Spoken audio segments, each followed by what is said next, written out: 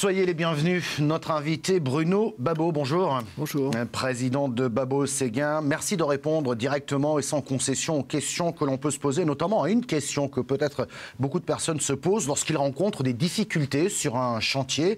Ma maison va être en retard. Alors ça s'enflamme sur les réseaux sociaux, parfois aussi à la télévision.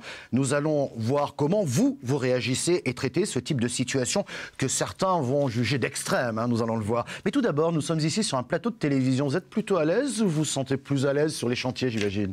Écoutez, je suis avant tout chef d'entreprise. Je suis plus habitué à fréquenter nos chantiers que les plateaux de télévision. Bon, malgré tout, je vais essayer d'être assez naturel et de répondre du mieux possible à vos questions. Alors rentrons dans le vif du sujet concernant ces difficultés sur les chantiers et concernant les clients qui sont là et qui nous disent non, ça ne marche pas, il y a du retard, je n'y arrive pas.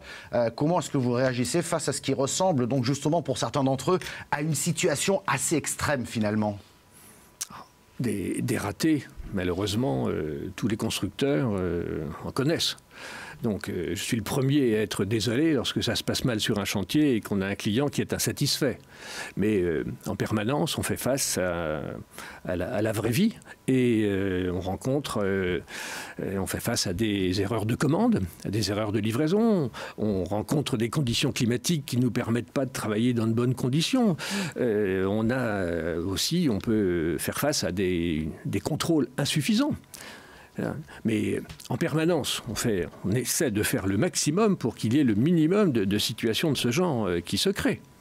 Vous êtes en train de me dire que Babot Séguin est le meilleur que les autres, c'est ça ? Ah non, je ne dirais pas qu'on est meilleur que les autres, mais notre objectif, c'est d'intervenir le plus rapidement possible et de reprendre le désordre s'il y a désordre.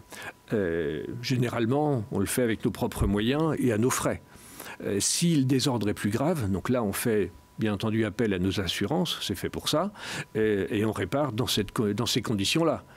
Mais ce qui est certain, c'est que depuis plus de 30 ans qu'on fait ce métier, on n'a jamais laissé un client sur le bord de la route sans s'occuper de son cas. On a systématiquement réparé les erreurs qui avaient pu être commises, les désordres qui pouvaient avoir lieu, et en tout état de cause, on n'a jamais abandonné un client.